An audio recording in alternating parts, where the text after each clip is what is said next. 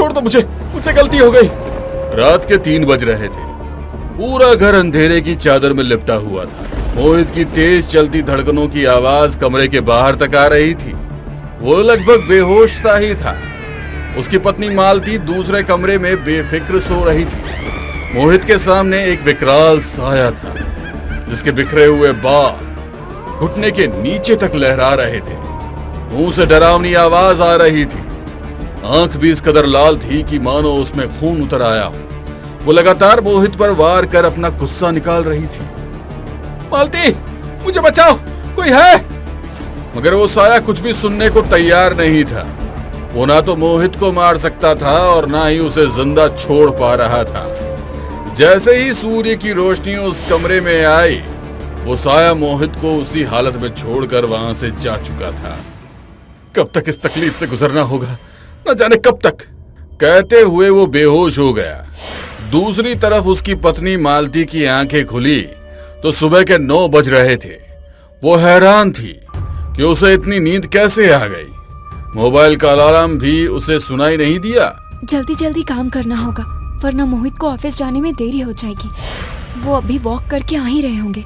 कहते हुए वो किचन में काम करने के लिए भागी। जैसे ही उसने फ्रिज खोला, उसकी चीख निकल गई। फ्रिज में सब्जियों की जगह ढेर सारा मांस और मछलियां थी।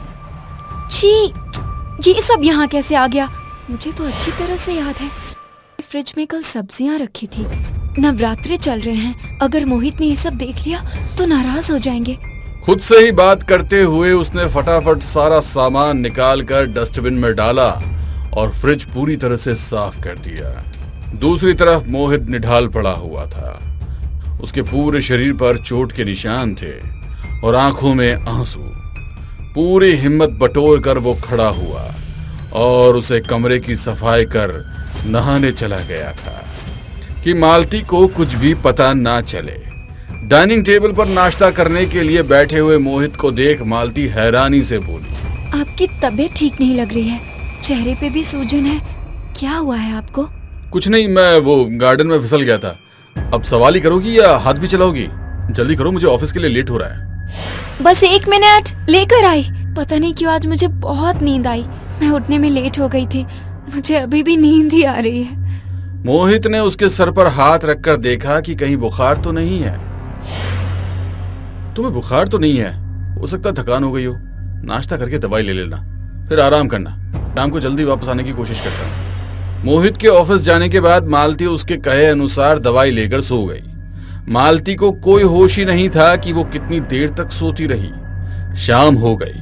मोहित घर लौट आया था और उसने खुद को वापस उसी कमरे में बंद कर लिया। नींद में ही कुछ अजीब सा महसूस हो रहा था। ऐसा लगने लगा कि मानो कोई उस कमरे में है जो उसके सीने पर बैठा हुआ है। उसे सांस लेने में तकलीफ हो रही थी। गहरी सांस भरते हुए उसने आंखें खोली तो वहां पर कुछ भी नहीं था। उसका सर भारी लग रहा था। घड़ी में देखा तो मोहित के आने का समय हो चुका था, मगर उसकी हिम्मत ही नहीं थी कि वो खड़ी हो सके। उसके दोबारा सोते ही पूरे घर में अजीब सी दुर्गंध फैल गई। न जाने कब इस चक्रव्यूह से मुक्ति मिलेगी। ना चाहते हुए भी दोबारा उसका आह्वान करना होगा। कहते हुए मोहित ने पूरे घर की लाइट्स बंद की और उस कमरे का दरवाजा भीतर से लगा दिया। पूरे कमरे में तंत्र क्रिया में उपयोग आने वाली चीज फैली हुई थी। मोमबत्ती की हल्की हल्की रोशनी में उसने एक भयानक मूर्ति को दूध और खून से स्नान कराया। भय और खुशी दोनों का मिला जुला रूप मोहित के चेहरे पर नजर आ रहा था। समझ ही नहीं आ रहा था कि वो क्या चाहता है।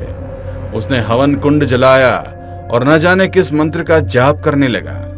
देखते ही देखते हवन कुंड में एक साया नजर आ रहा था, जिसने सामने रखी सारी सामग्री को एक एक करके निगलना शुरू कर दिया।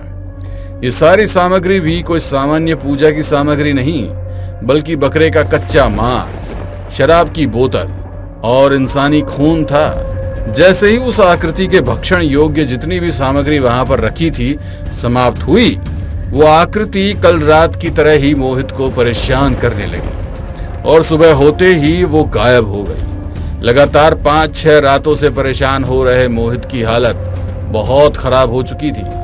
सच सच बताना, आप जब से गया पितर पक्ष में पिताजी की श्राद्ध करके लौटे हो, आप एकदम ही बदल गए हो। क्या परेशानी है मुझे नहीं बताओगे?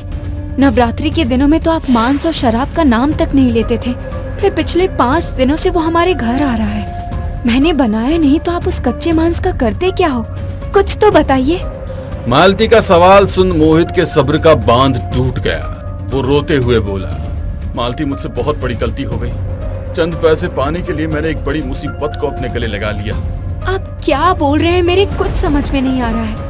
जब मैं गया जी गया था तो वहां पर एक तांत्रिक ने मुझे इच्छा पूर्ति मटका कहकर पिशाचनी को पकड़ा दिया। वो पिशाचनी भोग लगाने के बाद मेरी इच्छाओं को तो पूरी करती है, मगर साथ में शारीरिक संबंध बनाकर मुझे लगातार कमजोर कर रही है। मालती, मैं तुम्हें और धोखा नहीं दे सकता। प्लीज मुझे बचा लो, वरना ये पिशाचनी 9 दिनों के बाद मुझे भी अपने साथ ले जाएगी। मुझे बचा लो मुझे। कहते हुए वो जोर जोर से रोने लगा। मालती को भी कुछ समझ नहीं आ रहा था कि वो क्या करे। तभी उसे अपनी बुआ जी की याद आई, जो थोड़ा बहुत जादू टोने का ज्ञान रखती थी। जब मालती ने उन्हें पूरी बात बताई तो वो गुस्से से बोली, मोहित, ये तुमने क्या किया? खुद की जान को संकट में क्यों डाल दिया? पिशाचिनी एक बार किसी के पीछे पड़ जाती है तो उसका पीछा नहीं छोड़ती है। बुआ, कोई तो रास्ता होगा। मालती के कहने पर बुआ उस कमरे में गई जहां पर पिशाचिनी थी। उन्होंने पहले वहां बैठकर 108 बार बजरंग बाण का पाठ किया। उस पाठ के कारण वो पिशाचिनी बहुत क्रोध में आ गई। फिर उन्होंने उस मटकी को उठाया और शमशान घाट की तरफ चलने लगी। मटकी में से काला धुआं निकलकर बाहर आने लगा। तभी बुआ ने उस पर लाल कपड़ा ढक दिया। मटके के अंदर कैद पिशाचिनी गुस्से में थी। वो मटके के अंदर से निकलने का प्रयास कर रही थी। मटका तेजी से हिल रहा था। वो लोग जिस कार से जा रहे थे, पिशाचिनी के क्रोध की वजह से वो कार भी पलट गई। सभी को बहुत चोट आई, मगर बुआ जी ने उस मटकी को अपने हाथ से नहीं छूटने दिया। जैसे तैसे वो लोग शमशान पहुंचे। फिर बुआ जी ने मोहित को एक गड्ढा खोदने के लिए कहा। उस गड्ढे में जैसे ही उन्होंने उस मटकी को रखा, धरती हिल गई और तेज बारिश शुरू हो गई। बुआ जी ने बजरंग बाण शुरू किया और कहा, जल्दी से इस पर मिट्टी डाल दो और दफना दो इसे। मोहित ने उसे दफनाया और फिर बुआ जी ने गंगा जल डालकर गीता जी का पाठ किया। तब उस मटकी की हलचल रुक गई। सब लोग घर आ गए और बुआ जी बोली, जो जीता वही सिकंदर। आज के बाद लालच में आकर कभी किसी मुसीबत को अपने गले मत लगाना। मैं कल अपने साथ कुछ पंडितों को लाकर तुम्हारे घर की शुद्धि करूंगी। तब तक अपना ख्याल रखना।